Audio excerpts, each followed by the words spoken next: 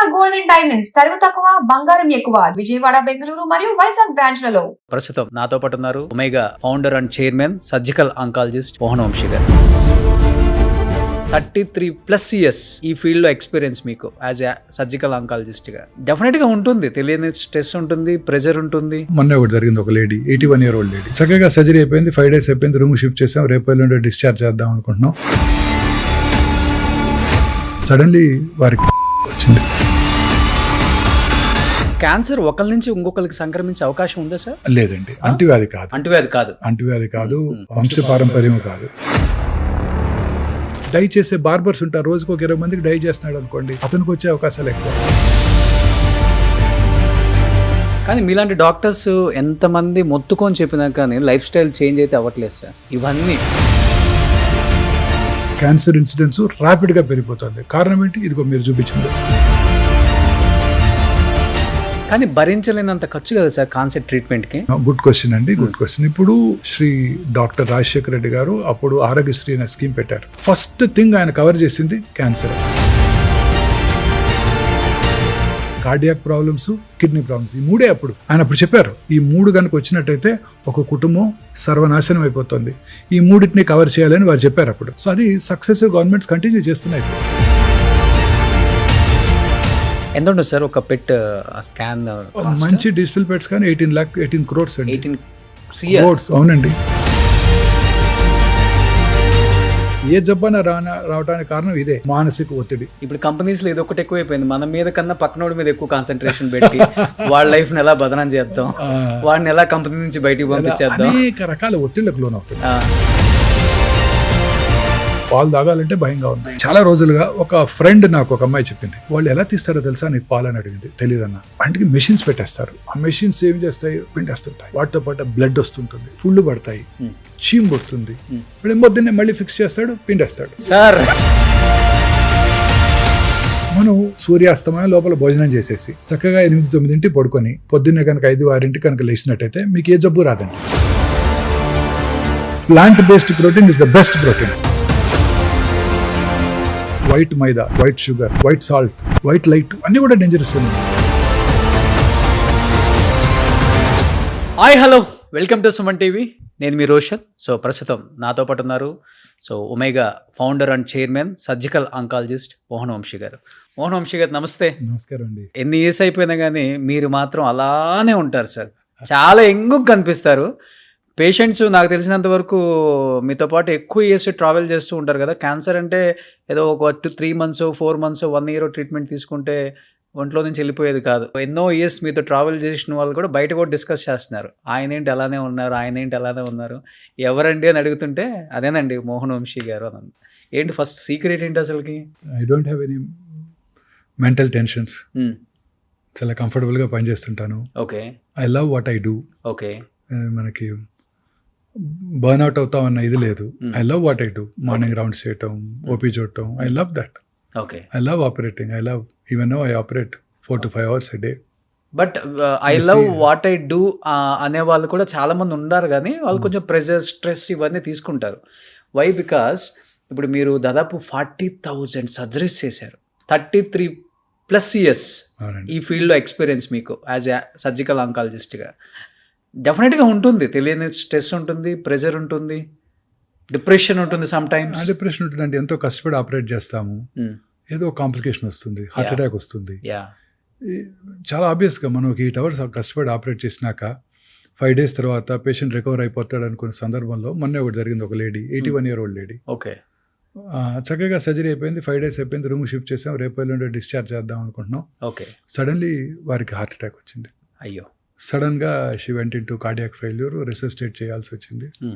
She survived. ఆ 3 రోజులు కొంచెం మాకు కూడా టెన్షన్గా ఉంటుంది. ఓకే. పేషెంట్స్ కూడా ఉంటుంది. వాళ్ళు ఆబ్వియస్లీ వాళ్ళు చాలా టెన్షన్ ఫీల్ అవుతుంటారు. ఎందుకు వచ్చింది డాక్టర్ గారు అంటారు. వాళ్ళకి అర్థం అవుతుంది, మనం we did our best. 8 years we did our best. Surgery చేయాలి, తప్పదు. సర్జరీ చేయకపోతే లైఫ్కే రిస్క్. వాళ్ళు అర్థం చేసుకుంటారు. ముందే చెప్తాం ఇవన్నీ. అయినప్పటికీ సో జనరల్గా ఇలాంటి కొంచెం మానసిక ఆందోళన కలిగించినా మిగతావేమీ నన్ను డిస్టర్బ్ చేయవు. ఓకే. మీరు చెప్పినట్టుగా ఒక డాక్టర్గా మీరు ఒక మాట అన్నారు, 81 year old ఉమెన్కి ఆపరేషన్ అయిపోయిన తర్వాత చిన్న కార్డియాక్ అటాక్, చిన్నది కాదు నిజంగా చనిపోయి ఉంటే చాలా కష్టం అనిపించింది. అనిపిస్తుంది. 33 సంవత్సరాల ఎక్స్పీరియన్స్ ఉండి 40,000 సర్జరీలు చేసి ఎన్నో వేల పేషెంట్లను చూసి అంటే సక్సెస్ ట్రాక్ అనేది ఎంత బాగా డిస్కస్ చేసుకుంటారో ఇది కూడా ఎక్కువ మీకు వస్తుంది మైండ్లోకి, పేషెంట్స్కి రాదు, మాకు రాదు. కానీ చాలా భర్జన పడతాం కదా సార్ మైండ్లో ఒక పేషెంట్ ప్రాణం కోల్పోయినప్పుడు. డెఫినెట్గా అండి, క్యాన్సర్ పేషెంట్స్ డెఫినెట్గా. ఒక ఇంట్రెస్టింగ్ అండ్ ఇంపార్టెంట్ విషయం ఏంటంటే అండి, మామూలుగా క్యాన్సర్ పేషెంట్స్కి for unknown reasons heart attack వచ్చే అవకాశాలు, బ్రెయిన్ స్ట్రోక్ వచ్చే అవకాశాలు, కాళ్లలో రక్తం గడ్డగట్టే అవకాశాలు, తద్వారా పల్మనరీ ఎంబాలిజం అంటారు, వెరీ ఫేటల్ కండిషన్, ఇవి వచ్చే అవకాశాలు చాలా ఎక్కువ. ఎందుకు సార్? అది క్యాన్సర్ అనేది ఒక చిన్న ఇది కాదండి. ఇప్పుడు చేతి వేలి యొక్క చివరన ఒక చిన్న క్యాన్సర్ వచ్చినా ఇట్ సెక్రెట్స్ సెవరల్ ఫ్యాక్టర్స్, అంటే చాలా రకరకాల సబ్స్టెన్సెస్ని ఉత్పత్తి చేస్తుంది అది క్యాన్సర్. ఉత్పత్తి చేసి మన బ్రెయిన్లో ఉన్న హైపోథెలమస్ దగ్గర కూడా యాక్ట్ చేసి ఆకలిని తగ్గించేస్తాయి, అనేక రకరకాల ప్రాబ్లమ్స్ కలగజేస్తాయి. క్యాన్సర్ అంటే ఒక చిన్న ట్యూమర్ కాదు, చిన్న ట్యూమర్ ఏళ్ళు కట్ చేస్తాం క్యూర్ అయిపోయిందని కాదు. అది రకరకాల సబ్స్టెన్స్ని సెక్రెట్ చేస్తుంది, బాడీ అంతా ప్రవహిస్తుంది. ఆ క్యాన్సర్ కణాలు బాడీ అంతా వెళ్ళిపోతాయి, రక్తనాళాల ద్వారా, లింఫ్ నాళాల ద్వారా పాకుతూనే ఉంటాయి. క్యాన్సర్ అంటేనే పాకే గుణం. క్యాన్సరు అప్రతిహితంగా పెరగటంతో పాటు పాకుతూ ఉంటుంది. క్యాన్సర్కి న్యూట్రిషన్ ఎక్కడి నుంచి వస్తుందో తెలుసా మీకు? మన బాడీలోంచి తీసుకుంటుంది, పేషెంట్ యొక్క బాడీలోంచి న్యూట్రిషన్ తీసుకుంటుంది. పేషెంట్ బాడీలోని న్యూట్రిషన్ తనకి రావాలంటే ఏం కావాలి? రక్తనాళాలు కావాలి, రక్త ప్రసారం కావాలి. సో అదేం చేస్తుంది? రక్తనాళాలని ప్రొడ్యూస్ చేసే పదార్థాలని స్టిమ్యులేట్ చేస్తుంది. సో కొత్త రక్తనాళాలు ప్రారంభమవుతాయి క్యాన్సర్లో, తద్వారా ఎక్కువ రక్తము పేషెంట్లోంచి క్యాన్సర్కి వెళ్తుంది. తద్వారా అందులో ఉన్న న్యూట్రియంట్స్ అంతా క్యాన్సర్ సంగ్రహించేస్తుంది అనమాట. దానికి కావాల్సిన ఫుడ్ దాన్ని తీసేసుకుంటుంది. అదే రక్తనాళాల ద్వారా తిరిగి శరీరంలో ఇతర భాగాలకు పాకిపోతుంది. చూడండి, so that's very smart tumour. Cancer is much smarter than scientist. మనం ఎన్నో రకరకాల మెడిసిన్స్ కనుక్కుంటున్నాం, వాటిని ఎలా ఓవర్కమ్ చేయాలని ఆ క్యాన్సర్ కణాలు ఆలోచిస్తూ ఉంటాయి. They very smart. సో ఇప్పుడు సైన్స్ అంతా కూడా, రీసెర్చ్ అంతా కూడా దీని మీద జరుగుతుందండి. ఆ రక్తనాళాల ప్రొడక్షన్ని ఆపేస్తే, వాస్కులర్ ఎండోథీలియల్ గ్రోత్ ఫ్యాక్టర్ అంటారు, ఆ వాస్కులర్ రక్తనాళాన్ని పెంచే పదార్థాన్ని, దాన్ని బ్లాక్ చేస్తే క్యాన్సర్కి రక్త ప్రసారం ఆగిపోతుంది, తద్వారా తనకి న్యూట్రిషన్ తగ్గిపోతుంది, పాకే గుణం తగ్గిపోతుంది. దీని మీద చాలా రీసెర్చ్ జరుగుతుంది. పాసిబుల్ అవుతుందా? అవుతుందండి, అవుతుంది. ఇప్పుడు ఆల్రెడీ వచ్చేసింది ఒక మెడిసిన్, ఎంతో అందుబాటులో ఉంది, చాలా కాలంగా అందుబాటులో ఉంది. అన్ని రకాల అడ్వాన్స్డ్ క్యాన్సర్లో ఇప్పుడు అది వాడటం జరుగుతుంది. ఇప్పుడు అది వచ్చేస్తే ప్రపంచం అంతా క్యాన్సర్ రావటమే మానేస్తుంది. అంటే ఇంకా చెప్పాను కదా, cancer is much smarter than scientist. అది ఇంకొంచెం ఎక్స్ట్రా డెవలప్ చేస్తూనే ఉంటుంది. సో అంటే రీసెర్చ్ ఈజ్ అండర్ వే అండి. క్యాన్సర్ రకరకాలుగా క్యాన్సర్ని కంటైన్ చేయడానికి సైంటిస్టులు వర్క్ చేస్తున్నారు. ఒకటి, మన బాడీలో మనందరికీ తెలుసు అబౌట్ 22,000 ప్రోటాన్ కోడింగ్ జీన్స్ ఉంటాయని. మన జెనోమిక్ మ్యాపింగ్ జరిగిపోయింది. ఆ జెనోమిక్ మ్యాపింగ్లో అబౌట్ ఆ 22,000 ప్రోటాన్ కోడింగ్ జీన్స్లో సైంటిస్టులు ఒక 500 to 600 ఆంకోజీన్స్, అంటే క్యాన్సర్ కారక జన్యువులను ఐడెంటిఫై చేశారు. ఈ జన్యువుల్లో వచ్చే మ్యుటేషన్ వల్లనే ఈ క్యాన్సర్ ప్రతి వాళ్ళలో వస్తుంది అని కూడా ఖచ్చితంగా నమ్మకం ఏర్పడింది. సో ఆ జన్యువుని టార్గెట్ చేసే డ్రగ్ కనుక వస్తే ఆ క్యాన్సర్ని మనం క్యూర్ చేయగలుగుతాం. బట్ క్యాన్సర్ ఒకరి నుంచి ఇంకొకరికి సంక్రమించే అవకాశం ఉందా సార్? లేదండి, అంటువ్యాధి కాదు, వంశపారంపర్యం కాదు. కొన్ని రకాల క్యాన్సర్స్ ఆ జన్యుపరమైన మ్యుటేషన్ ఆ ఫ్యామిలీలో కనుక రన్ అయితే కొన్ని తక్కువ రకాలు, ఉదాహరణకి బ్రెస్ట్ క్యాన్సర్, ఓవేరియన్ క్యాన్సర్, దానికి BRCA1 BRCA2 జీన్ అంటారు. అలాగే మెడులరీ కార్సినోమా థైరాయిడ్, రెడ్ జీను, కొన్ని రకాల కోలన్ క్యాన్సర్స్, ఇవి వంశపారంపర్యంగా రావచ్చు, చాలా తక్కువ. బట్ ఆ జన్యుపరమైన మ్యుటేషన్ ఐడెంటిఫై చేసి తగు చర్యలు కూడా తీసుకోవచ్చు మనం. ఇప్పుడు ఆ జన్యుపరమైన మ్యుటేషన్ ఐడెంటిఫై చేసి టార్గెట్ చేస్తే మనం ఆ క్యాన్సర్ని క్యూర్ చేయడానికి అవకాశం ఉంటుంది. సో వర్క్ ఇదే జరుగుతోంది. ఇలా ఒక రకంగా సైంటిస్టులు ప్రయత్నిస్తున్నారు. ఇంకొక రకంగా ఈ టార్గెటెడ్ థెరపీ, ఈ క్యాన్సర్కు రక్త ప్రసారం చేసే రక్తనాళాల ప్రొడక్షన్ని నిలిపివేయటం. ఇంకా మూడోది ఇమ్యూనోథెరపీ. వెరీ ఇంట్రెస్టింగ్ థింగ్ ఏంటంటే, మన బాడీలో మీరు కరోనా టైంలో వినే ఉంటారు, నాకు యాంటీబాడీస్ ఉన్నాయి, మీకు యాంటీబాడీస్ ఎన్ని ఉన్నాయి, నీకు తక్కువ ఉన్నాయా, వ్యాక్సిన్ తీసుకున్నావా అని అడుగుతూ అనుకునేవాళ్ళం మనందరం కూడా. సో అలా యాంటీబాడీస్తో పాటు మన బాడీలో సెల్యులర్ ఇమ్యూనిటీ కూడా ఉంది. అంటే సెల్ మీడియేటెడ్ ఇమ్యూనిటీ, వాటినే T సెల్స్ అంటారు, వాటినే కిల్లర్ సెల్స్ అని కూడా అంటారు.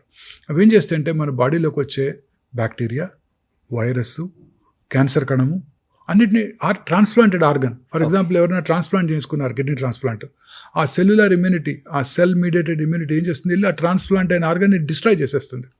అందుకే కిడ్నీ ట్రాన్స్ప్లాంట్ తర్వాత, లివర్ ట్రాన్స్ప్లాంట్ తర్వాత చాలా కాలం ఇమ్యూనో సప్రెసివ్ థెరపీ మీద ఉంచుతారు, సో దట్ మన ఓన్ ఇమ్యూనిటీ మనకి ట్రాన్స్ప్లాంట్ చేసిన కిడ్నీని డ్యామేజ్ చేయకుండా. ఓకే. సో ఈ సెల్స్ని పొటెన్షియేట్ చేయటం ఇమ్యూనోథెరపీ. ఓకే. క్యాన్సర్ సెల్స్ ఏం చేస్తాయంటే దే ఆర్ వెరీ స్మార్ట్, మనం ఆల్రెడీ డిస్కస్ చేసాం. క్యాన్సర్ సెల్స్ ఏం చేస్తాయంటే ఈ టీ సెల్స్ని బ్లాక్ చేస్తాయి. వాటిని అన్బ్లాకింగ్నే ఇమ్యూనోథెరపీ అంటారు, ఓకే. అన్మాస్కింగ్ అని కూడా అంటారు. సో బ్లాక్ చేయకుండా చూసినట్టయితే ఈ టీ సెల్స్ వెళ్ళి క్యాన్సర్ని చంపేస్తాయి. అంటే మన ఓన్ ఇమ్యూనిటీని బూస్ట్ చేసి క్యాన్సర్ని చంపేస్తున్నాం అనమాట. ఇలా రకరకాలుగా క్యాన్సర్ని కంటైన్ చేయడానికి సైంటిస్టులు వర్క్ చేస్తున్నారు. Okay. Gene therapy, immunotherapy, targeted therapy, రకరకాల థెరపీస్ ద్వారా, in addition to chemotherapy, surgery and radiotherapy. Okay.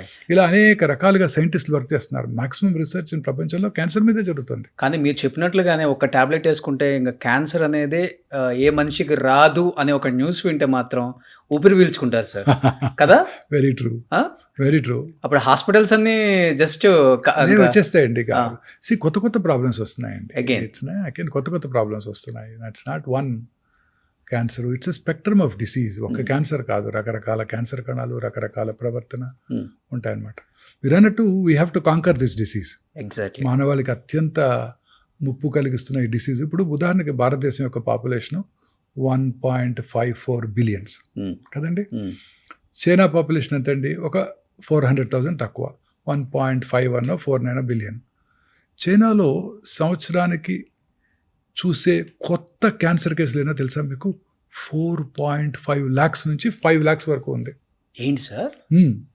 Oh my god. చైనాలో. What about India? ఇండియాలో మన Indian Council for Medical Research, ICMR New Delhi వారి ఎస్టిమేట్ ప్రకారం ఓన్లీ 1.5 మిలియన్. ఓకే. అది ఎలా సాధ్యపడుతుంది? సాధ్యపడదు. మన దేశంలో క్యాన్సర్ ఈజ్ అండర్ రిపోర్టెడ్. అన్ని క్యాన్సర్ కేసుల సంఖ్య మన ప్రభుత్వానికి తెలియజేయబట్టలేదు. మొన్న మధ్యనే తెలంగాణ ప్రభుత్వం వారు క్యాన్సర్ని అందరూ కూడాను ఐడెంటిఫై చేసిన వెంటనే మీరు ఇన్ఫార్మ్ చేయాలి గవర్నమెంట్ కానీ ఒక లెజిస్లేషన్ తీసుకొచ్చారు. చేస్తున్నారు ఇప్పుడు? చేస్తున్నారు. అవేర్నెస్ వచ్చిందా పీపుల్లో? By law we have to do it. Okay. Cancer మీరు ఐడెంటిఫై చేయగానే క్యాన్సర్ రిపోర్ట్ చేయాలి, గవర్నమెంట్కి ఇన్ఫార్మ్ చేయాలి ఈ కొత్త క్యాన్సర్ కేసు డయాగ్నోస్ అయింది, so that they will have statistics. ఇది చాలా ముందు చూపుతో ఉన్న చర్య. ఎందుకంటే ముందు స్టాటిస్టిక్స్ ఉంటే గవర్నమెంట్ తగు చర్యలు తీసుకోగలదు. ఎస్, బ్రెస్ట్ క్యాన్సర్లు ఎక్కువగా ఉన్నాయి, దీన్ని కంటైన్ చేయడానికి ప్రజల్లో మనం ఏం చేయాలి? ఈ పాపులేషన్ నిజామాబాద్ జిల్లాలో ఈ క్యాన్సర్ కేసులు ఎక్కువగా ఉన్నాయి, కారణం ఏమిటి? అలా అనలైజ్ చేసి తగు జాగ్రత్తలు తీసుకోవడానికి అవకాశం ఏర్పడుతుంది. So cancer is a notifiable disease now. ఇది చాలా ఇంపార్టెంట్. సో ఇందాకటి మన ఉదాహరణకు వెళ్దాం. 1.54 బిలియన్ ఉన్నా కూడా 1.5 మిలియన్ క్యాన్సర్సే అంటున్నారు. అన్అఫిషియల్ కదా, గవర్నమెంట్ ఎస్టిమేట్ ప్రకారం. బట్ సైంటిస్టులు, డాక్టర్లు బిలీవ్ చేసేది ఏంటంటే దీనికి 3 రెట్లు ఎక్కువ ఉంటుంది ఇండియాలో అని. అంటే చైనా కన్నా ఎక్కువ ఉంది మన దగ్గర. వాళ్ళు హెల్దీ లైఫ్, మనది అన్హెల్దీ లైఫ్ స్టైల్ కదా మన తినే ఆహారం అంతా. America population 340 million. అమెరికాలో క్యాన్సర్ కేసుల సంఖ్య 2 మిలియన్, మనకన్నా చాలా ఎక్కువ. ఎలా సాధ్యపడుతుంది? మన ఇండియన్ మిడిల్ క్లాసే 350 మిలియన్. మన ఇండియన్ మిడిల్ క్లాస్ అమెరికా వాళ్ళలాగా థింక్ చేస్తారు, అమెరికా వాళ్ళలాగా ఫ్యాటీ ఫుడ్ తింటారు, అమెరికా వాళ్ళలాగా ఆలోచిస్తుంటారు, అమెరికా వాళ్ళలాగా అన్ని బ్యాడ్ హ్యాబిట్స్ ఉన్నాయి, ఆల్కహాల్, స్మోకింగ్, టొబాకో అన్నీ ఉన్నాయి. మరి మనలో ఎందుకు ఇది తక్కువ ఉంటుంది? Unlikely. So cancer is under reported in our country. ఈ గవర్నమెంట్, మన గవర్నమెంటే ఫస్ట్ ఇంట్రడ్యూస్ చేసింది, తెలంగాణ గవర్నమెంట్. అన్ని గవర్నమెంట్స్ కూడా ఇట్లా నోటిఫైబుల్ డిసీజ్గా మనం కనుక చేసినట్టయితే నెంబర్ ఆఫ్ క్యాన్సర్ పేషెంట్స్ సంఖ్య తెలుస్తుంది కరెక్ట్గా. ఎక్కడెక్కడ లాక్యునా ఉన్నాయి, ఎక్కడెక్కడ ఐడెంటిఫై చేయడానికి ఏం చేయాలి అనేది గవర్నమెంట్కి ఒక ఐడియా వస్తుంది. గవర్నమెంట్ తీసుకునే ప్రతి చర్య కూడా దీని మీదే, డేటా మీదే ఆధారపడి ఉంటుంది. కానీ మీలాంటి డాక్టర్స్ ఎంతమంది మొత్తుకొని చెప్పినా కానీ లైఫ్ స్టైల్ చేంజ్ అయితే అవ్వట్లేదు సార్. ఇవన్నీ ఇవి చాలా ఇంపార్టెంట్.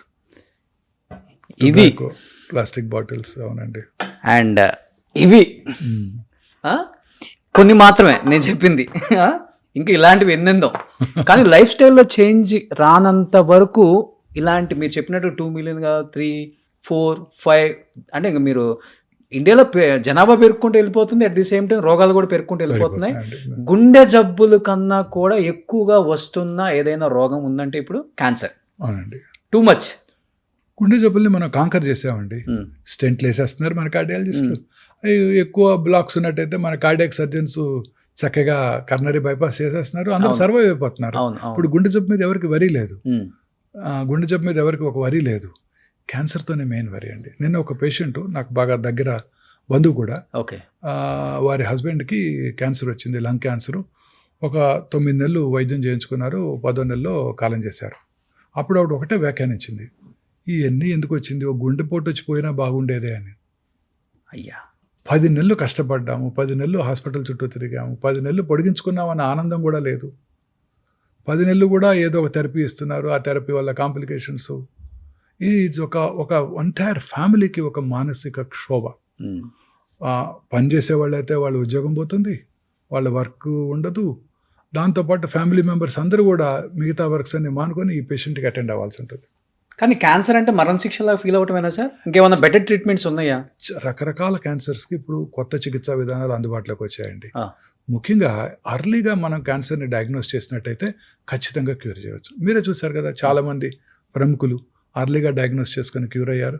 కొంతమంది లేట్ స్టేజ్లో కనుక్కొని కూడా చాలామంది ఇంకా కూడా చక్కగా సర్వైవ్ అవుతున్నారు. అవును. సో కొంతమంది స్టార్లు కూడా ఈ మధ్య బయటకు వచ్చినప్పుడు వాళ్ళు ఓపెన్ అయ్యి చెప్తున్నారు, మేము కూడా స్క్రీనింగ్ అప్పుడు ఫస్ట్ స్టేజ్లో ఉన్నప్పుడు అని తెలుసుకుందాం, ట్రీట్మెంట్ తీసుకుందాము. చాలా వెరీ ఇంట్రెస్టింగ్ ఇదండి అది. చిన్న చిన్న పిల్లలు వాళ్ళంతా. అవును. ఎంత ఉంటుందండి వయసు అమ్మాయికి, సొనాలి బింద్రేకి?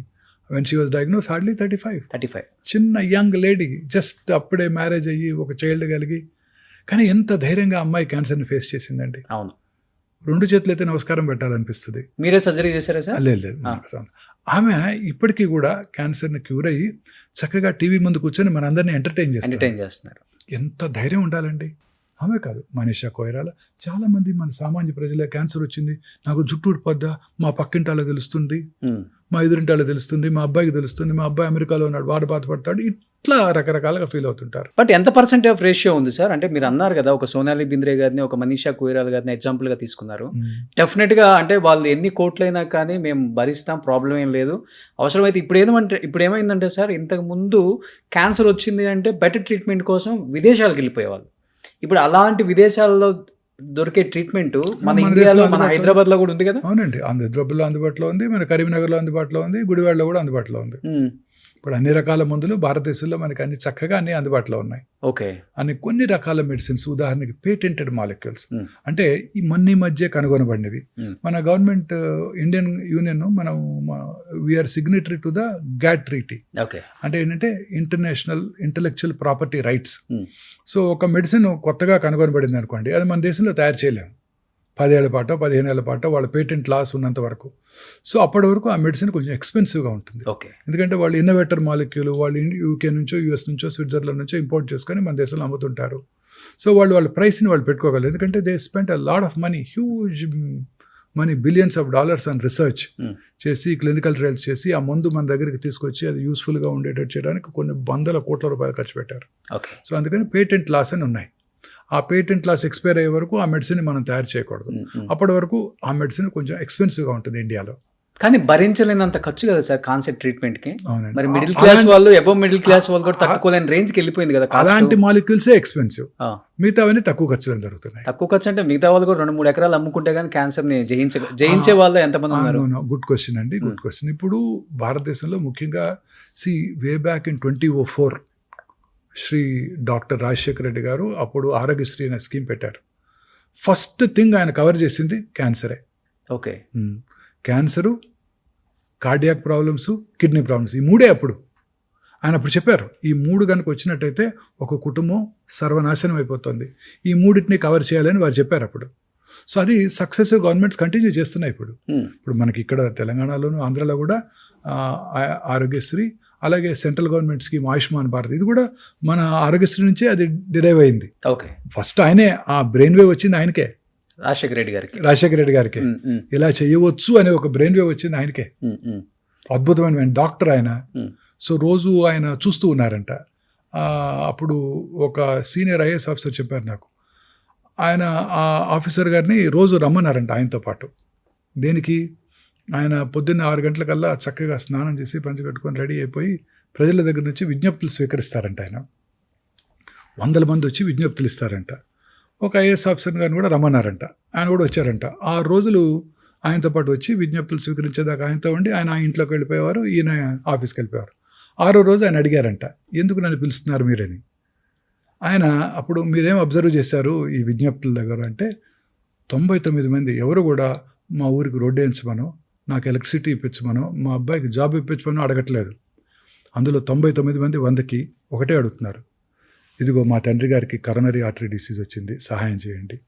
ఇదిగో మా అక్కగారికి క్యాన్సర్ వచ్చింది, సహాయం చేయండి.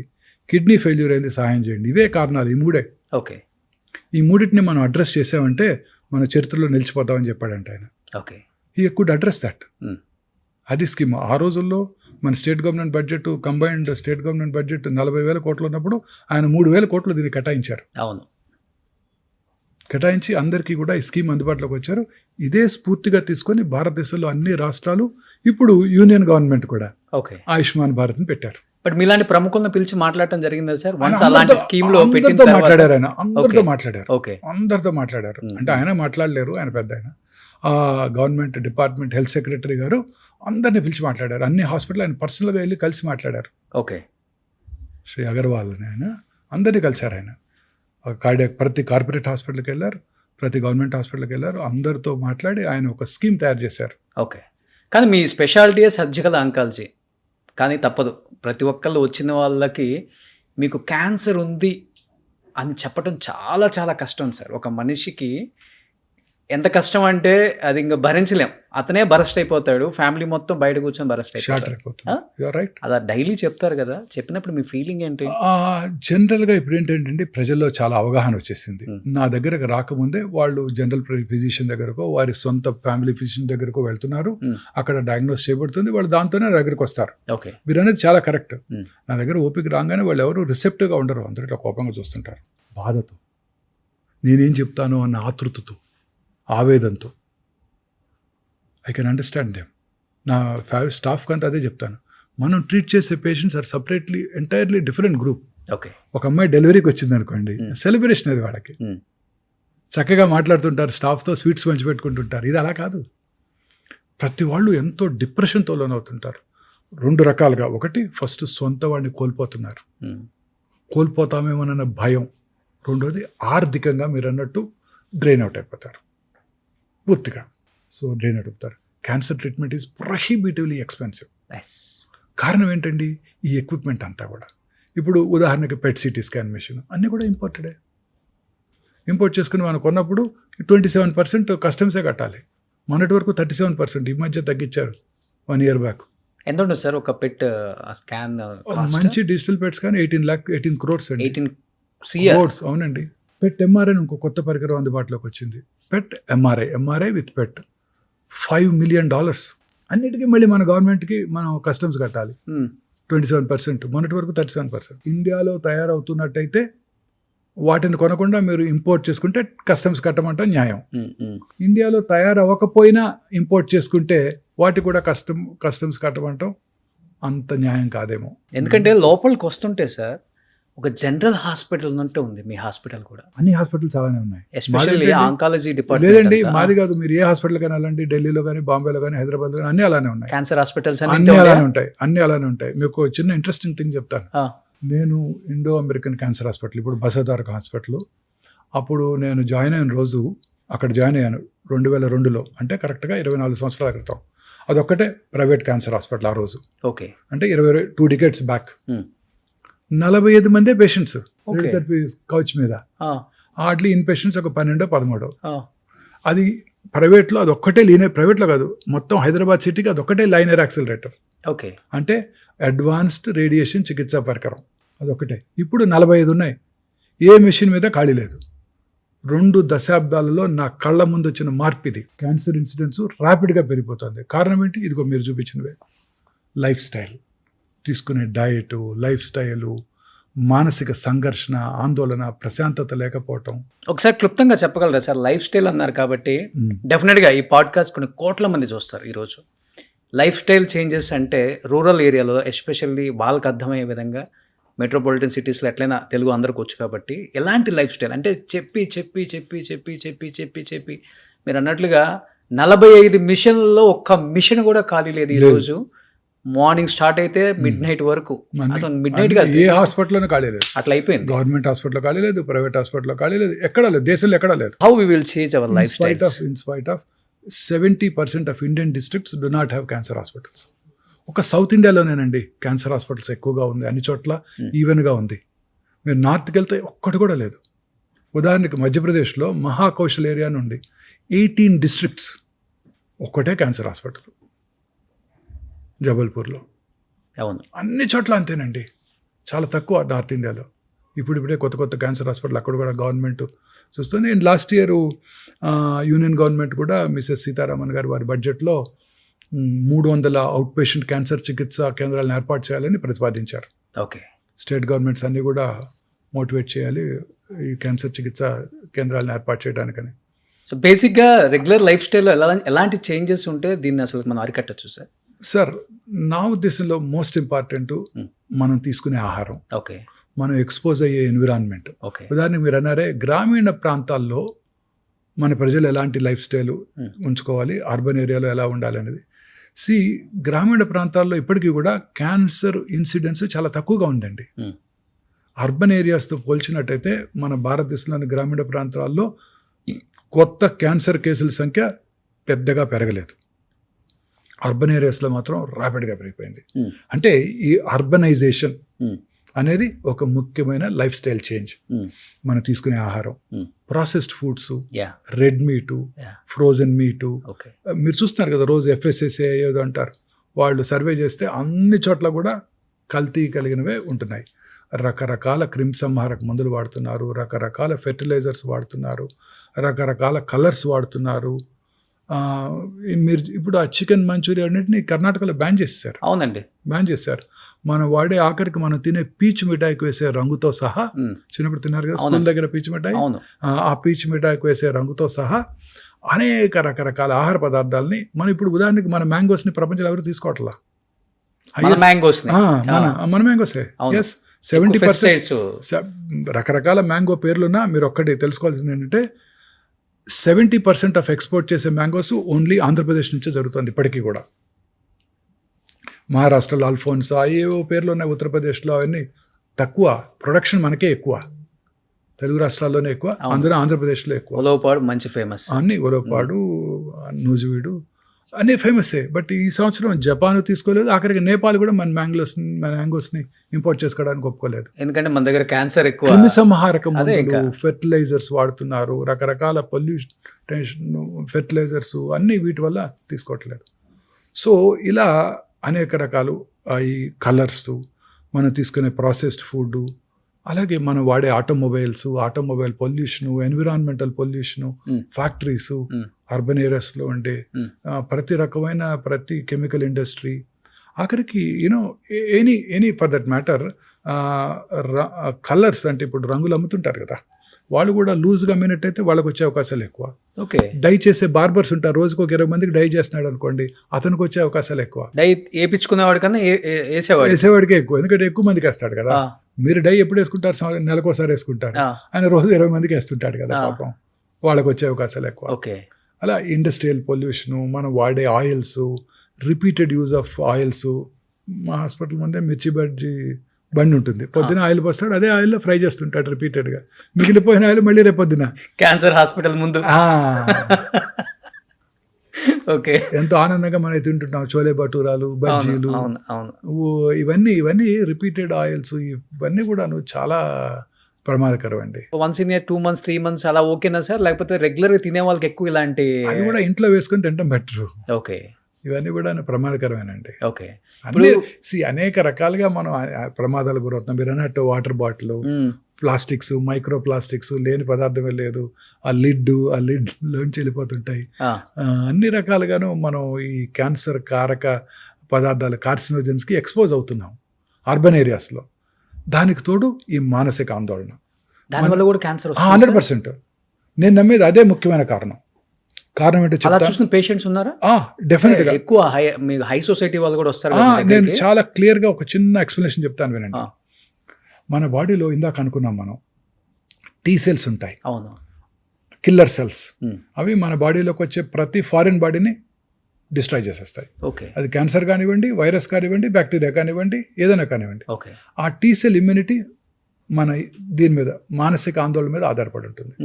మనం మానసికంగా ఎక్కువ ఆందోళన పడితే మన టీసెల్స్ సరిగా పనిచేయవు, ఓకే. మన ఇమ్యూనిటీ తగ్గిపోతుంది. ఓకే. మన బాడీలో రకరకాల చేంజెస్, మ్యూటేషన్స్ జరుగుతుంటాయి మన జీన్స్లో. కానీ మన ఓన్ ఇమ్యూనిటీ ఆ జెనెటిక్ మ్యూటేషన్స్ని ప్రాబబ్లీ బ్లాక్ చేసేస్తుంది. ఓకే. తద్వారా మనకి ఇల్నెస్, జబ్బులు రాకుండా కాపాడుతుంది. ఓకే. అది క్యాన్సర్ కానివ్వండి, స్ట్రోక్ కానివ్వండి, కర్నరీ ఆర్టరీ డిసీజ్ కానివ్వండి. మానసికంగా ఆందోళనకు లోనైతే హార్ట్ అటాక్ వచ్చే అవకాశాలు, బ్రెయిన్ స్ట్రోక్ వచ్చే అవకాశాలు, క్యాన్సర్ వచ్చే అవకాశాలు కూడా పెరిగిపోతాయి. ఓకే.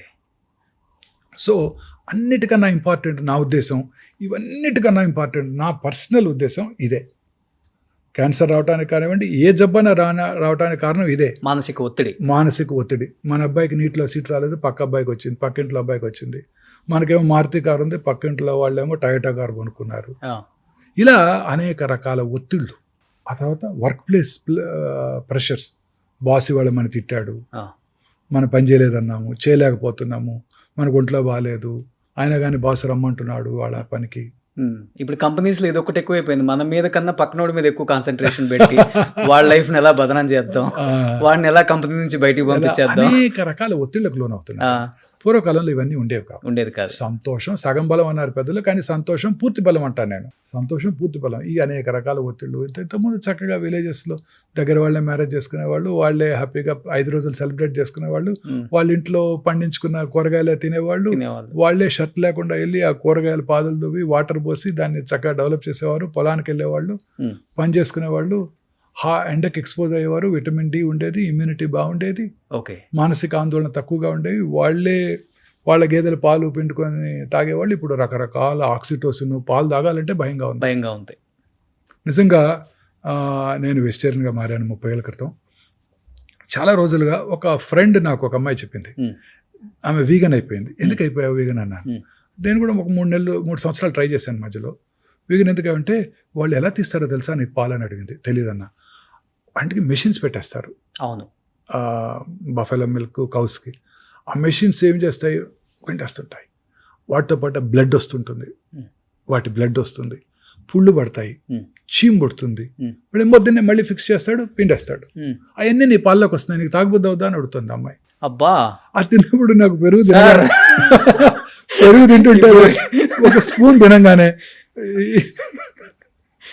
భయంగా ఉంది, బాధగా ఉంది. 3-4 రోజులుగా అసలు తినలేకపోతున్నాను పర్సనల్గా. ఇప్పుడు చాలా మంది న్యాచురల్ మిల్క్ అని చెప్పే వాళ్ళందరూ ప్యాకెట్స్ మానేస్తారు. ఇంకా ప్యాకెట్స్ న్యాచురల్ మిల్క్ అయినా మెషిన్తోనే, మిషన్. అవును, 200% మెషిన్తోనే కదా. అది ఇంజూర్ చేస్తుంది కదా. అవును, బ్లడ్ కారుతుంది కదా, పుండు పడుతుంది కదా, వాడికి తెలియదు కదా యాంటీబయాటిక్ రాసుకోవాలని అక్కడ. అవును. ఆ బాధంతా మనకే వస్తుంది కదా. ఎంత పాస్చరైజ్ చేసినా, అసలు ఎంత మరగబెట్టినా కానీ అది ఉంటుందా సార్? ఉన్నా లేకపోయినా మనసులో ఆ థాట్ నాకు తినబుద్ధి కావట్లా. మీరు మానేసారు కంప్లీట్గా పాలు? ఈ 4 రోజుల నుంచి అసలు పూర్తిగా తినలేకపోతున్నాను. ఓ స్పూన్ తినగానే మనసులో అది గుర్తుకొస్తుంది ఈ అమ్మాయి చెప్పిన దగ్గర నుంచి. మీకు ఫామ్ హౌస్ లేదా? లేదు. 2 గేదెలు పెట్టుకున్నా సరిపోద్దేమో నిజమే. సో ఇలా రకరకాలుగా మనం ఈ కంటామినెంట్స్కి ఎక్స్పోజ్ అవుతున్నాం. సో మానసిక ఆందోళన ఇవన్నీ కూడా క్యాన్సర్ అవడానికి దోహదం చేస్తున్నాయి. ఇప్పుడు ఇది తర్వాత ఈ రాత్రి పూట ఒత్తిడి, లేట్గా ఇంటికి రావటం, 10ంటికి రావటం, మళ్ళీ ఆన్ టాప్ ఆఫ్ ఇట్ 2 గంటలు టీవీ చూడటం, ఆ తర్వాత లేకపోతే మనం ఉంది కదా మన దెయ్యం మొబైల్స్, దాన్ని చూడటం, చూస్తూ పడుకోవటం, ఆ బ్లూ స్క్రీన్. మనం ప్రశాంతంగా 6 సూర్యాస్తమయం లోపల భోజనం చేసేసి, జైన్స్ లాగా భోజనం చేసేసి చక్కగా 8-9 పడుకొని పొద్దున్నే కనుక 5-6 కనుక లేచినట్టయితే మీకు ఏ జబ్బు రాదండి.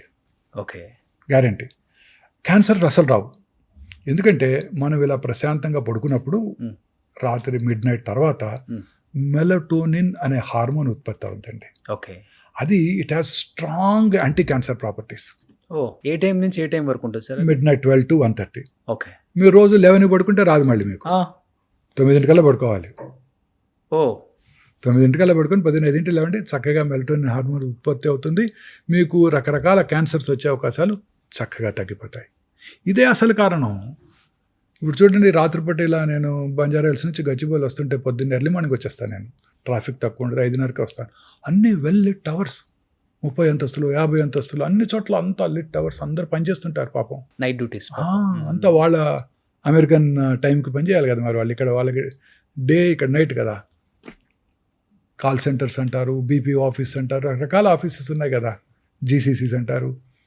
నైట్ పని చేస్తున్నారు. వీళ్ళందరికీ ఈ హార్మోనే ఉత్పత్తి అవుతావు. కానీ మీరు చెప్పారు ఒక మాట, 30 years బ్యాక్ నాన్ వెజ్ వదిలేసాను అని. అవునండి, వదిలేసాను. ఏదైనా బలమైన రీజన్ ఉందా? బికాస్ ఆఫ్ రెడ్ మీట్ తిన్నా ఇవన్నీ? లేదండి, that was not a regular reason. I gave up 32 years ఇప్పటికి. 32 years నాన్ వెజ్ కానీ ఎగ్ కూడా తినండి.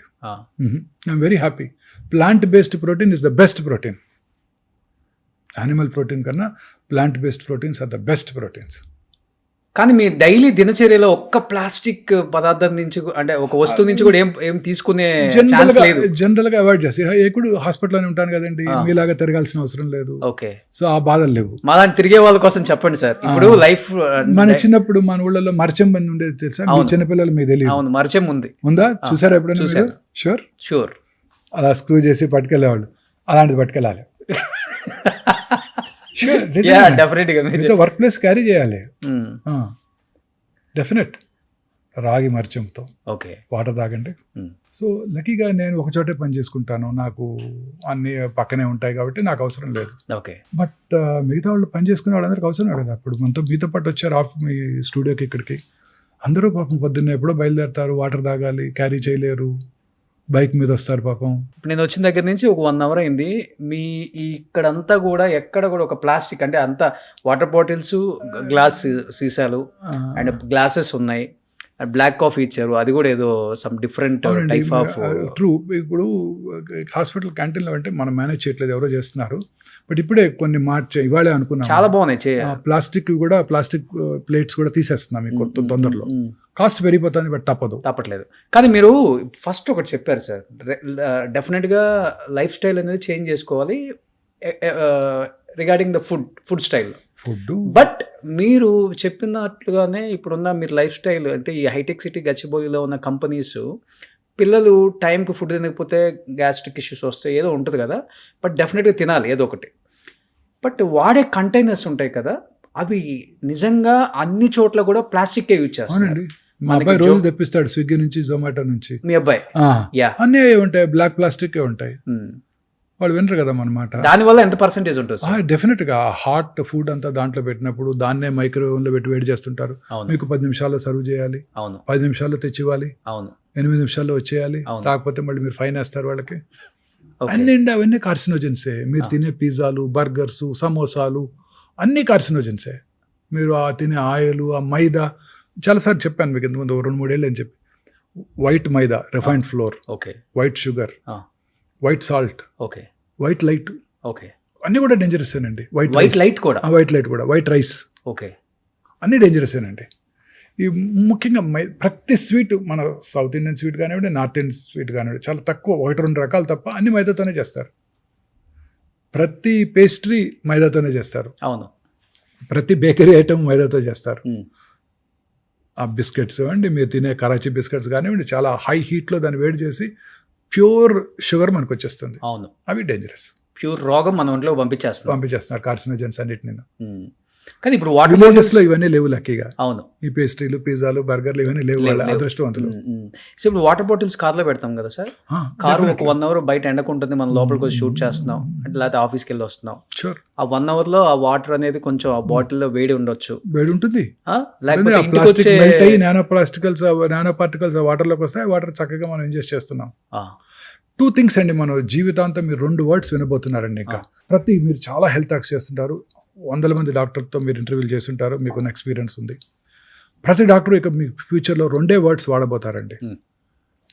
ఒకటి ఇన్ఫ్లమేషన్, దానికి తెలుగు వర్డ్ కరెక్ట్గా లేదు, దానికి తెలుగే మనమే చేసి వాపు అంటున్నాం, కానీ దానికి తెలుగు వర్డ్ కరెక్ట్గా లేదు. రెండోది గట్ మైక్రోబియం, అంటే మన పేగుల్లో ఉండే బ్యాక్టీరియా. మన పేగుల్లో ఉండే బ్యాక్టీరియా కనుక సక్రమంగా ఉన్నట్టయితే మనకి అన్ని రకాల జబ్బులు వచ్చే అవకాశాలు తగ్గిపోతాయి. బ్రెయిన్ స్ట్రోక్ రాదు, కర్నరీ ఆర్టరీ డిసీజ్ రాదు, ఆర్థరైటిస్ రాదు, రొమటాయిడ్ ప్రాబ్లమ్స్ రావు, క్యాన్సర్ కూడా రాదు. అంతటికి ఇదే కారణం, మన తినేదే కారణం. రోజు ఇప్పుడు చాలా మంది ఎంఫసైజ్ చేస్తున్నారు ఫెర్మెంటెడ్ ఫుడ్స్. మన పాతకాలంలో మన పెద్దలంతా ఏం తినేవారు? Fermented foods. సమ్మర్ వచ్చిందంటే మా చిన్నప్పుడు మా అమ్మగారు కూడా రాత్రిపూట అన్నం తోడేసి పాలలో పొద్దున్నే ఉల్లిపాయ పెట్టి తినమనేవారు బ్రేక్ఫాస్ట్. నేను హైదరాబాద్ వచ్చిన కొత్తలో ఎర్లీ మార్నింగ్ సర్జరీలు చేసేవాడిని. పొద్దున్న 5 గంటలకు ఏదో ఒక నర్సింగ్ హోమ్కి వెళ్ళి సర్జరీ చేసేవాడిని. రాత్రిపూట అన్నం తోడేసుకొని పొద్దున్నే దాన్ని క్యారీ చేసుకుని వెళ్ళిపోయేవాడిని. సర్జరీ అయ్యాక 7:30, 8ంటికి సర్జరీ అయ్యాక తినేసేసి 8ంటికి మన వర్క్ ప్లేస్కి వెళ్ళిపోయేవాళ్ళం. మళ్ళీ వెనక్కి రాలేం కదా ఇంటికి, హైదరాబాద్ ఎక్కడ రాగలం. సో మోహన్ వంశీ గారు మీరు చక్కగా సద్దన్నం అదే రాత్రి అన్నం తోడేసి పెట్టేది ఆవిడ. చక్కగా పాలేసి తోడేస్తే పొద్దున్నే పెరుగు అయిపోయేది. ఒక స్పూను కొంచెం లెమన్ పిక్కలు వేసుకొని తినేవాళ్ళం. తమిళనాడులో ఇది వెరీ ఫేమస్, తైరు సాదం అంటాం. అక్కడ పెరిగా నేను 15 ఏళ్ళు. మీరు ఒకటి చెప్పారు, ఫస్ట్ లైఫ్ స్టైల్లో చేంజెస్, ఇంకొకటి ఫుడ్ డెఫినెట్ గా ప్లాస్టిక్ లో ఆపలేము. Gut microwave. రెండో వర్డ్ ఇన్ఫ్లమేషన్. ఇది రకరకాల ఇన్ఫ్లమేటరీ సబ్స్టెన్సెస్ చాలా. ఇప్పుడు మీరు నాకు గుర్తుంది, నా చిన్నప్పుడు నేను కూడా రిఫైన్డ్ ఆయిల్ తీసుకుంటే అందులో ఫ్యాట్ తక్కువ ఉంటుంది, ఆ రిఫైన్డ్ ఆయిల్ వాడితే మనం హెల్తీగా ఉంటాం, మన హార్ట్ బాగుంటుందని అనేక రకాల అడ్వర్టైజ్మెంట్స్ మన చిన్నప్పటి నుంచి చూస్తాం. మీ చిన్నప్పుడు కూడా చూసారు ఇవన్నీ టీవీలో రోజు. Sunflower oil, refined sunflower oil clear గా ఉంటుంది ఆయిల్ చూపించేవాళ్ళు. కానీ అవన్నీ కూడా ఇన్ఫ్లమేషన్ కలిగిస్తాయి. బట్ ఎలాంటి ఆయిల్స్ వాడితే మంచిది అంటారు? మన ఇప్పుడు చెప్తున్నారు కదా మన కార్డియాలజిస్ట్ గానుగ నూనె. ఇప్పుడు ఏమంటారు దాన్ని, అన్ని రకరకాల కోల్డ్ ప్రెస్డ్ ఆయిల్స్ అని అడ్వర్టైజ్మెంట్ చేస్తున్నారే గూగుల్లో రోజు. అది they don't cause inflammation. Inflammatory substances ప్రతి మనం తినే ఆహారం అంతా కూడా ఇన్ఫ్లమేషనే. నాకు ఇంకా గుర్తుంది, ఒక 10 ఏళ్ల క్రితం ఒక లెక్చర్కి వెళ్ళాను. నేను లెక్చర్ ఇవ్వడానికి వెళ్ళాను అమలాపురం. వెళ్తే అక్కడ ఒక పీడియాట్రిషియన్ ఆయిల్స్ గురించి ఆయన లెక్చర్ ఇస్తూ కెనోలా ఆయిల్ వాడండి అని చెప్పారు. అందులో అంతా కూడా omega-3 ఫ్యాటీ యాసిడ్స్ ఉంటాయి, they are very useful for you అన్నాడు. ఇంకొక 3 ఏళ్ళ తర్వాత చూస్తే canola oil is a poison అన్నారు. ఏంటంటే అది ప్యూర్లీ రిఫైన్డ్ ఆయిల్, ఇన్ఫ్లమేషన్ కలిగిస్తుంది. సో మనం ఎప్పుడైతే నేచర్తో ఫైట్ చేస్తున్నామో, నేచర్ ఏంటి చక్కగా మంచి ఆయిల్స్ ఇస్తుంది, మనం దాన్ని రిఫైన్ చేసి తీసుకుంటున్నాం, అది పాయిజన్. నేచర్తో ఫైట్ చేస్తున్నాం, మన బాడీని మనం ఫైట్ చేస్తాం నేచర్తో. పొద్దున్నే ఎండకి ఎక్స్పోజ్ అవ్వాలి, పొద్దున్నే లేవాలి. పొద్దున్నే 10 గంటల లేవటం కాదు, పొద్దున్నే లేవాలి. ఎర్లీ మార్నింగ్ 6 గంటలకు లేస్తాను సార్. నేను కరెక్ట్గా ఎవ్రీడే మార్నింగ్ 5కి లేస్తాను. 6 గంటలకు లేచి 7 కిలోమీటర్లు వాక్ చేస్తాను. వెరీ గుడ్, మంచిది. పొద్దున్న లేచి సూర్య నమస్కారాలు చేయండి. అలాంటి సూర్య నమస్కారాలు అంటే ఏమిటి? Exposing your self to sunlight. మన పెద్దలు ఏది చేసినా మన మంచి కోసమే చేశారు. గాయత్రి మంత్రం చదవమన్నారు పొద్దున్నే సూర్యుని చూస్తూ. ఎందుకు? అలా అన్న ఎక్స్పోజ్ అవుతామని. మంత్రం అనేది ఏది కాదు, అందులో మంత్రం అంతా కూడా ఇదే ఉంటుంది. ఆ మంత్రం యొక్క అర్థం కూడా అదే. బట్ బాడీ ఇచ్చే సిగ్నల్ ఏంటి సార్? క్యాన్సర్ వచ్చింది నీకు అనే దానికి సిగ్నల్ ఏమిస్తుంది అసలు బాడీ? బేసికలీ వచ్చిన లొకేషన్ బట్టి మారిపోతుంటుంది. ఉదాహరణ, కొన్ని రకాల క్యాన్సర్స్ సిమ్టమ్సే ఉండవు. Let's silent killers, ovarian cancer ఏమి సిమ్టమ్స్ ఉండవు, పొట్టలో పెరుగుతుంటుంది, ఈ సిమ్టమే కలగదు. బాగా ఉబ్బిపోయి వచ్చినాకే డాక్టర్ దగ్గరికి వస్తుంటారు. లావు అవుతున్నాను, కొంతమంది ఎక్సర్సైజ్ కూడా చేస్తుంటారు, పొట్ట పెరుగుతుందని, లోపల క్యాన్సర్ ఉందని తెలియదు. సో చాలా సార్లు ఇది ఎసిమ్టమాటిక్.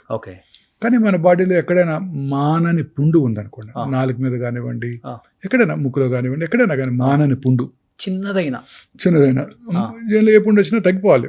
కొన్నాళ్ళలో 5-6 రోజుల్లో తగ్గిపోవాలి. తగ్గకుండా అలానే పెరుగుతోంది, నొప్పి లేదు అంటే ప్రమాదకరం. పెరుగుతున్న గడ్డ ఎక్కడైనా కానీ, సాఫ్ట్ టిష్యూ ట్యూమరు, పొట్ల ఇక్కడ కానీ, బ్రెస్ట్లో కానీ, ఎక్కడైనా కానీ పెరుగుతున్న గడ్డ క్రమం తప్పకుండా పెరుగుతోంది. సైజ్ అలానే ఉంటే డేంజర్ కాకపోవచ్చు. సో మీరు చెప్పినట్లుగా చిన్న పుండు ఎక్కడన్నా ఉండి యాంటీబయాటిక్ వేసుకొని తగ్గితే ఓకే, తగ్గకపోయిందంటే డాక్టర్ దగ్గరికి వెళ్ళి చూపించుకోవాలి. ఓకే, సో ఇది సిగ్నల్. అలా రకరకాల క్యాన్సర్స్కి రకరకాల సింప్టమ్స్ ఉంటాయి. ఉదాహరణకి గ్యాస్ట్రిక్ క్యాన్సర్, తినబుద్ధి కాదు, డైనింగ్ టేబుల్ దగ్గరికి వెళ్తారు, వెనక్కి తిరిగి వస్తారు. రోజు పొద్దున్నే మీరు 4 ఇడ్లీలు తింటున్నారు, 2 ఇడ్లీలు తినగానే పొట్ట ఫుల్ అయినట్టు ఉంటుంది. అది అర్లీ గాస్ట్రిక్ క్యాన్సర్కి సిగ్నల్ కావచ్చు. ఓకే, బట్ సార్ ఇప్పుడు స్క్రీనింగ్ చాలా ఇంపార్టెంట్. ఏ ఏజ్లో స్క్రీనింగ్ చేయించుకుంటే మంచిది సార్? అండ్ ఆడవాళ్ళు చేయించుకోవాల్సిన టెస్ట్లు ఏంటి, మగవాళ్ళు చేయించుకోవాల్సిన క్యాన్సర్ టెస్ట్లు ఏంటి? అసలు క్వైట్ కాంట్రవర్షియల్ ఇది స్క్రీనింగ్ అనేది. స్క్రీనింగ్ వల్ల డెఫినెట్లీ బెనిఫిషియల్గా ఉంటుంది. ఉదాహరణకు మగవాళ్ళలో జనరల్గా 50 ఏళ్ళు వచ్చాక PSA అనే ఒక సింపుల్ బ్లడ్ టెస్ట్ చేయించుకుంటే మనం ప్రాస్టేట్ క్యాన్సర్ని గుర్తించగలుగుతాం. ఓకే, అంతే తప్ప మిగతా క్యాన్సర్స్ని గుర్తించడానికి మనకి మార్గాలు లేవు. మొన్న మధ్యనే మిస్టర్ బిల్ గేట్స్ మన జెరోదా CEO నిఖిల్ కామత్తో ఒక ఇంటర్వ్యూ చేశారు, పాడ్కాస్ట్ చేశారు. ఆయన నిఖిల్ కామత్ గారు ఎలాన్ మస్క్తో చేశారు, మిస్టర్ మోడీ గారితో కూడా చేశారు. చూశారు కదా. ఈ బిల్ గేట్స్ అని ఒక క్వశ్చన్ అడిగారు, మీ ఆరోగ్యాన్ని ఎలా కాపాడుకుంటావు, మా యంగ్ ఆంటర్ప్రినర్స్కి నువ్వేం సలహా ఇస్తావని. ఆయన కూడా చెప్పాడు, నేను రెగ్యులర్గా చెక్ చేసుకుంటాను, స్క్రీనింగ్ చేసుకుంటాను, దానివల్ల నష్టం లేదు. రెగ్యులర్గా వైటమిన్స్ తీసుకుంటాను, దానివల్ల కూడా డౌన్ సైడ్ లేదు అసలు. మూడోది ఇక ఇది ఒక్కటే క్యాన్సర్ వ్యాధి ఒకటే నాకు భయం కలిగిస్తుంది. ఉమ్, దీన్ని పట్టుకోవడానికి ముందుగానే ఒక జెనెటిక్ టెస్టింగ్ చేయించుకుంటున్నాను నేను. ఉమ్, ఆ టెస్ట్ అమెరికాలో ఇన్సూరెన్స్ కంపెనీలు కవర్ చేస్తున్నాయి, అన్ఫార్చునేట్లీ ఇండియాలో కవర్ చేయట్లేదు. ఉమ్, ఆ టెస్ట్ కనుక చేయించుకుంటే ఈ ట్రెడిషనల్ డయాగ్నోస్టిక్ టెస్ట్ పట్టుకోవడానికి way before you will diagnose this test అని వారు చెప్పడం జరిగింది. అది ఇప్పుడు హైదరాబాద్లో హెల్త్ సెంట్రిక్ అనే కంపెనీ ఉమ్. అందుబాటులోకి తీసుకొచ్చింది. Okay okay. అది ముందుగానే మనం స్క్రీన్ చేసుకుంటే నెక్స్ట్ ఫ్యూ ఇయర్స్లో నీకు క్యాన్సర్ వచ్చే అవకాశాలు ఉన్నాయో లేవో ముందే తెలిసిపోతాయి. అవునా? ఆ, ఎన్ని ఇయర్స్ ముందు తెలిసిపోతుంది సార్ అలా మనకి? అని చెప్పలేం కానీ తప్పనిసరిగా ఒక 77 క్యాన్సర్స్ని పట్టేయగలదు. ఎన్ని ఇయర్స్ అంటే ఇప్పుడు ఫర్ ఎగ్జాంపుల్ అది బాడీలో స్క్రీన్ చేసి 2-3 సంవత్సరాల్లో నీకు క్యాన్సర్ వస్తుందని చెప్పేయగలదు. అర్రే బెస్ట్ కదా అది. బెస్ట్. ఆ. అప్పుడు మనం ఏం చేస్తాము, ఇవాళే ఒక జెంటిల్మెన్ చూశాను, ఆ, ఆ టెస్ట్ చేయించుకొని నా దగ్గరికి వచ్చాడు ఆయన. ఆ. కొద్ది కిందకి ఎక్కడ అమెరికాలో చేయించుకున్నారా? ఇక్కడే చేయించుకున్నాను. మన దగ్గర ఉంది. మన దగ్గర ఓకే. చేయించుకున్నాను. ఎంత ఉంటుంది cost around? It cost about 80 to 1,80,000 దాకా ఉంది. ఓకే. ఆయనకి కోలన్ క్యాన్సర్ వచ్చే అవకాశం ఉందని రాసిచ్చారు. ఉమ్, సో అప్పుడు ఏం చెప్పాము వారికి, రెగ్యులర్గా చిన్న simple test, stool occult blood testing. Okay. 3 నెలలకు ఒకసారి బ్లడ్ టెస్ట్ స్టూల్ టెస్ట్ చేద్దాం. ఆ, తర్వాత ఒక మార్కర్ ఒకటి ఉంది, రఫ్ అంటే అందరికీ పెరగదు, సిఈ అనే ఒక మార్కరు. ఉమ్, ఉమ్, ఉమ్, ఇంకా మూడోది, చాలా రకాల కోలన్ క్యాన్సర్స్ ఉమ్, ఆస్ప్రిన్ వాడే వాళ్ళలో తక్కువ ఉంటుంది. ఉమ్, ఉమ్, ఉమ్. ఈకోస్ప్రిన్ అనే డ్రగ్ వాడతారు, వినారా? అవును సార్. Blood thinner. అవును సార్. నేను వాడతాను. ఆ, మా ఫాదర్కి వెరీ ఎర్లీ ఏజ్లో హార్ట్ అటాక్ వచ్చింది, అందుకని నా ఫిజిషియన్ నాకు 30 ఏళ్ళ క్రితం అది వాడుకోమని చెప్పాడు. ఒక 75 mg వేసేసుకుంటారు రెగ్యులర్గా ఉమ్, రెగ్యులర్ వేసుకుంటారు. ఉమ్. సో ఆ ఆస్ప్రిన్ వాడే వాళ్ళలో కోలన్ క్యాన్సర్ వచ్చే అవకాశాలు తక్కువగా ఉంటాయి. ఓకే. సో అది వాడమని చెప్పాను ఆయనకి. ఉమ్, తర్వాత రెగ్యులర్గా ఈ యానిమల్ బేస్డ్ ప్రోటీన్స్, ఫ్యాట్ ఆపేసేయండి పూర్తిగా, ఆ. నాన్ వెజిటేరియన్ మానేయండి, ప్లాంట్ బేస్డ్ ప్రోటీన్కి మారిపోండి, ఉమ్, ఫైబర్ ఎక్కువగా తీసుకోండి, ఉమ్. మీ యొక్క మల విసర్జన అలవాట్లో ఏమైనా మార్పులు ఉంటే నా దగ్గరికి రండి ఉమ్. అని అన్ని రకాలుగా గైడెన్స్ ఇచ్చి పంపాను ఇవాళ మార్నింగే. ఓకే. 2 సంవత్సరాల తర్వాత మళ్ళీ పరీక్ష చేసుకోవాలి మేబీ. రెగ్యులర్గా చేసుకుంటే క్యాన్సర్ రావడానికి ముందుగా పట్టుకోవచ్చు, ముందుగా పట్టుకుంటే కోలన్ క్యాన్సర్ క్యూర్ అయిపోతుంది. But first stage second stage అయితే సేఫ్ అనా సార్? 100% సేఫ్. 100% సేఫ్. అంటే ఎన్ని ఇయర్స్ ఉంటుంది వాళ్ళకి? అంటే కోలన్ క్యాన్సర్ లో రకరకాలు ఉంటాయి. నార్మల్ లైఫ్ గడిపేస్తారు, regular life. Okay. Regular life గడిపేస్తారు. 3 ఏళ్ళకి ఒకసారి కొలనోస్కోపీ చేద్దామని చెప్పాను. ఒకవేళ ఫీకల్ అక్కల్ బ్లడ్ టెస్ట్ అంటే ఫీకల్ మ్యాటర్లో ఏదైనా బ్లడ్ కనుక కనిపించినట్టయితే ముందుగానే చేస్తాం కొలనోస్కోపీ. ఓకే. అలా రకరకాలుగా మనం టెస్టులు చేసుకోవచ్చు. 4th స్టేజ్కి వచ్చి మళ్ళీ ఇప్పుడు regular as usual life style lead చేస్తున్న వాళ్ళు మీ పేషెంట్స్ ఎవరైనా ఉన్నారా? కొన్ని రకాల 4th స్టేజ్ క్యాన్సర్స్ క్యూర్ అయిపోతాయండి. ఆ. ఉదాహరణకు మీరు విన్న famous person Lance Armstrong, cyclist. అవును sir. Testicular cancer with brain mets. Brain met. అవును. ఇప్పటికీ బ్రతికే ఉన్నారు. వరల్డ్ సైక్లింగ్ ఛాంపియన్షిప్ 6 సంవత్సరాలు గెలిచాడు ఆయన. అవును. సో రకరకాల క్యాన్సర్స్ కొన్ని లేట్ స్టేజ్లో కూడా బతికేస్తారు, కొన్ని రకాల క్యాన్సర్స్ ఎర్లీ స్టేజ్లో కూడా కష్టంగా ఉంటాయి.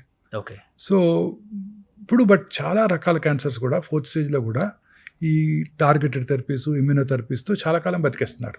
ఓకే. కాకపోతే ఇందాక మనం డిస్కస్ చేసినట్టు they are prohibitively expensive. Targeted therapy కూడా చాలా పెద్ద ప్రాసెస్ చెప్పాలంటే, అందరికి అర్థమయ్యేటట్టు మనం నెక్స్ట్ ఎపిసోడ్లో కూడా మాట్లాడదాం సార్.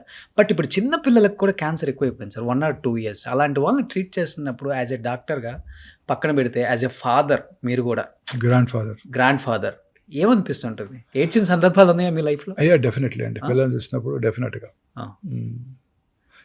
మిగతా డిసీజెస్కి క్యాన్సర్కి కొంచెం తేడా ఉందండి.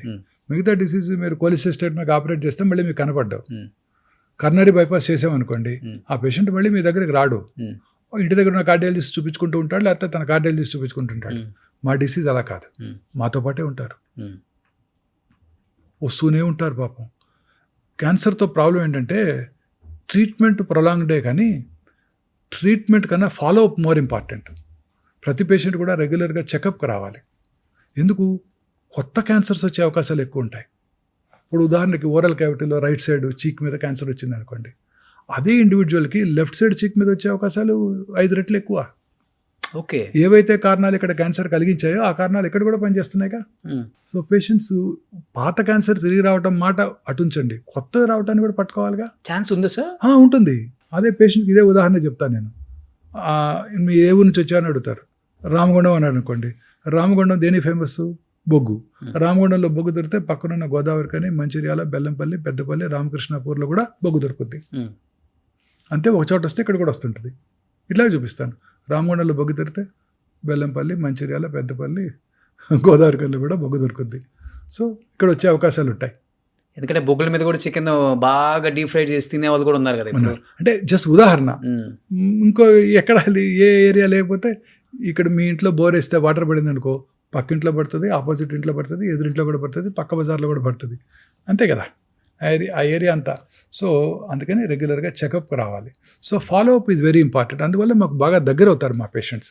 అవును, ప్రతి పేషెంట్ నాకు గుర్తుంటారు, వాళ్ళ పిల్లలు కూడా గుర్తుంటారు. అన్ని రకాల హాస్పిటల్స్ అన్నీ గుర్తుపెట్టుకో తెలియదు కానీ ఒమేగా హాస్పిటల్ని గుర్తుపెట్టుకుంటారు, ఒమేగా మోహన్ వంశీ గారిని కూడా గుర్తుపెట్టుకుంటారు. ఎస్పెషల్లీ ఆంకాలజీ క్యాన్సర్ అంటేనే గుర్తొచ్చే పేరు హైదరాబాద్లో, తెలంగాణ, ఆంధ్రప్రదేశ్లో మోహన్ వంశీ గారు. థ్యాంక్స్ అండి. ఎందుకంటే అంత దగ్గరే పేషెంట్స్ మీకు. అంటే మాకు ఏదైనా వస్తే ఆయన దగ్గరికి వెళ్ళిపోతే మాకు క్యూర్ అవుతుంది, ఇంకా కొన్ని సంవత్సరాలు సర్వైవల్ అవ్వచ్చు, హోప్ ఉంది మా బతుకు మీద, డబ్బులు పోయినా పర్వాలేదు, ఆయన అయితే బెస్ట్ అని first choice, second choice, third choice, ఇన్ని ఒపీనియన్స్ ఉండవు, ఒకటే ఒపీనియన్ మోహన్ వంశీ గారు.